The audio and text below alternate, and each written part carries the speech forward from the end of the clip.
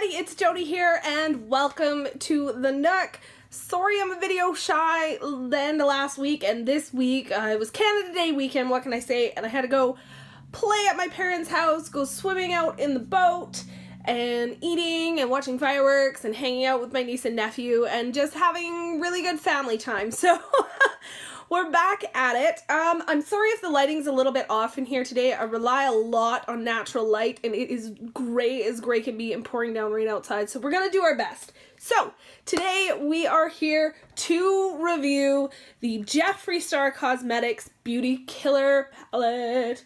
Ooh. You guys have probably seen a lot of the details, and you guys are probably just here at this point really to get sort of my thoughts on it. It comes with 12 pans of what look like amazing gorgeousness.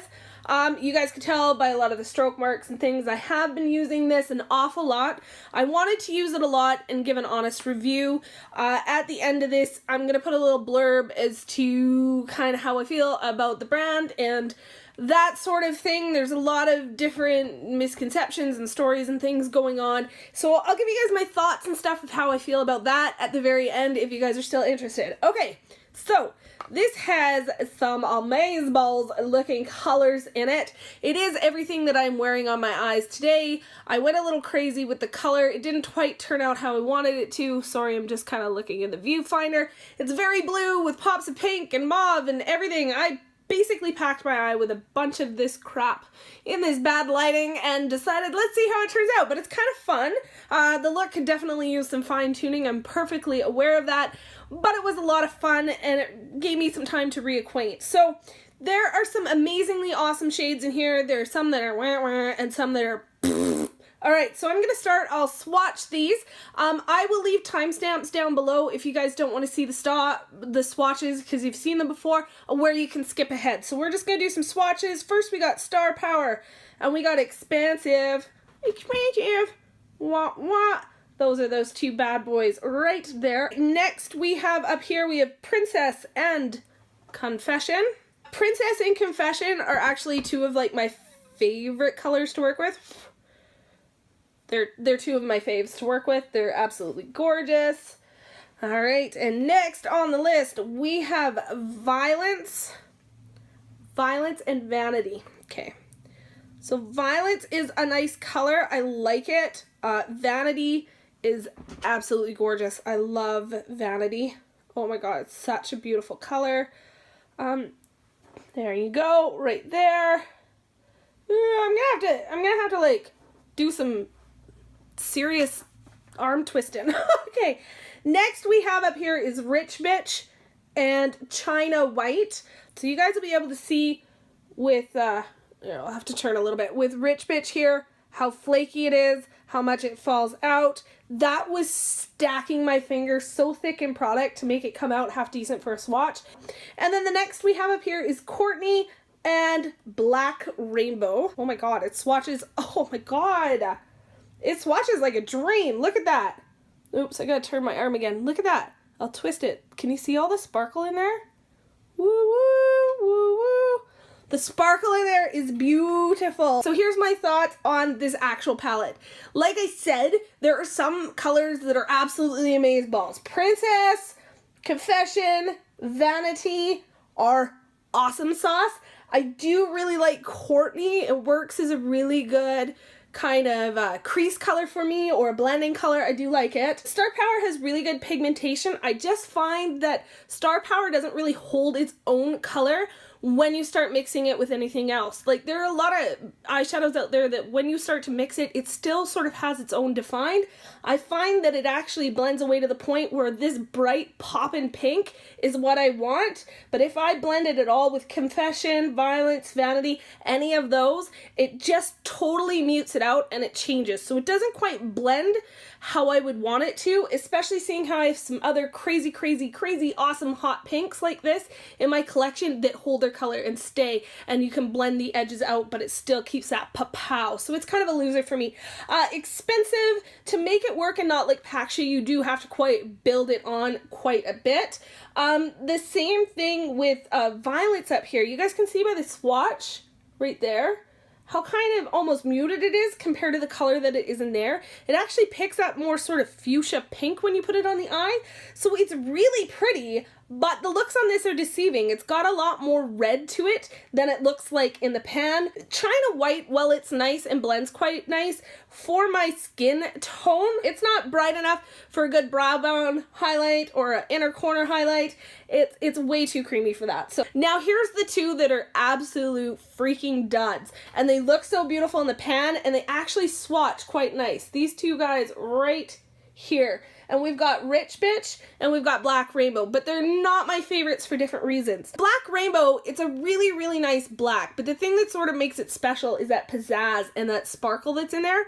But I find, because I don't generally use it all over my lid, I'm generally blending it out in my corner or up into my crease or using it along the lash line, that sparkle disappears. It doesn't show, there's not quite enough for it to show up at all times, and then once I start blending it, it completely vamooses and you would never know it was there.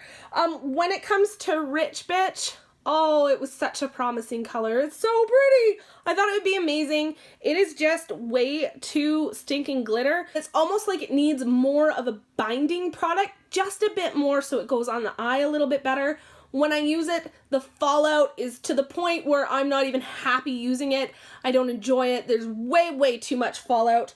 On top of that, the color transfers all over the place. I have to really, really super pack it on and use a really, really stiff, dense brush to get it to go anywhere. And then at that point, it's kind of chunky. Nah, I could totally do without that one. So my overall thoughts on the palette, the colors look fun. There's all kinds of crazy looks you can get out of it. I have done quite a few neutral everyday looks. I like that it's nice and slick, but it feels really hearty. It's a little bit long, it's a bit big, so it'd be a pretty good one for traveling for me. You guys know how I travel. I've got a huge overnight bag, so this sucker will fit in there no problem. And because it's so thin, it'll actually leave lots of room to slide other products in. The presentation of the colors with the Jeffree Star logo is absolutely gorgina. I can't complain about those. The mirror in the top is really, really decent. I like the names are really kind of fun. I really like Rich Bitch. I think that's the best name for that color. When you're looking at this gold, it screams Rich Bitch. It makes sense to me. They're really, really nice. As for the product itself, there's some winners, there's some losers, there's some duds. It's kind of one of those products that I kind of, as far as quality are concerned, think it might be slightly overpriced. Would I say run out and get it? If there's something about this palette that really, really draws you to it and you're really attracted to it like I would say go for it. You're not going to be completely disappointed with it. It's nice. It's a nice one to add in my collection. It's kind of cool that it's Jeffree Star Cosmetics' first eyeshadow palette. I really actually like grabbing some of the colors out of this one to use in conjunction with some of my more neutral palettes, so it's been a lot of fun for that way. Using it all on its own, yeah, it's okay. I can get some decent looks out of it, but I like it much better as sort of like a support palette for the other ones that I already have in my collection. So is it a thumbs up? I'd say it's a half and half. Well, it's got some pluses. It also has some minuses. So really, honestly, it's completely up to you what you guys want to do. Anyways, that's kind of it for my review on the palette itself. I'm going to say a few quick words about Jeffree Star and the company itself, so if you guys are not into watching that, by all means, toodaloo. I will see you guys next time. If you do kind of want to hear my thoughts, well, here we go. When I got the chance to get the Beauty Killer eyeshadow palette, those bright pops of color, the craziness of it totally spoke to me, and I had to have it. This color Confession, I have to tell you, I have a confession to make. It was the one that made me want it. So I ordered it, I plunked my money down. By the time you pay for, what was it, 45 bucks. By the time you pay for the exchange and then the shipping in Canada, this little sucker just cost me shy of $80. That was expensive, but I was excited about it. What made me not so excited is since this palette and since the highlighters and such came out, sort of some of the information that I didn't realize about Jeffree Star. I don't want to rag on anybody. I'm not going to. I just think that whether he's a good person or not, he's made a lot of really, really bad decisions on the social front. How he responds to any kind of criticism, some of the racial slurs and rude comments, calling other people in the industry the C word and nasty things like that. His videos now where he sits there and says how humble he is, and yet he has all of his friends come to get ready in his Rolls Royce. There's something that just, one doesn't jive with the other, and I'm not quite placing it. A lot of the videos that have come out and such about some of the nasty things he's done, a lot of them are sort of in the past, so people grow, people change. I'm going to give him the benefit of the doubt. However, I have a really hard time placing my money down on any kind of, for anyone or any kind of cosmetics company. It doesn't matter if it's a cosmetics company, a car company, I don't really care what it is. But as soon as you're not respecting other people in a professional manner, regardless of how you feel on the other end of things, you've kind of lost me. So will I be buying additional Jeffree Star products? I highly doubt it. I probably won't. I'm going to keep this. I like it. I'm going to have fun with it. I plunk my money down on it. It's going to stay here with me. However, will I be buying any more products? Probably not, unless I can see some real growth and change.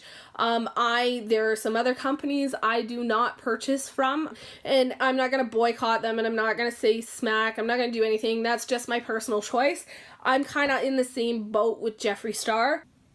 I'm not going to plunk my money down it. I'm not going to support that company and him anymore unless I can see any sort of change or apologies or growth or something from him. Whether or not you want to put your money down on these products, if you're judging it, sorry, I got something by my nose really driving me nuts. Whether or not you guys want to buy products from him in the future, that's totally up to you.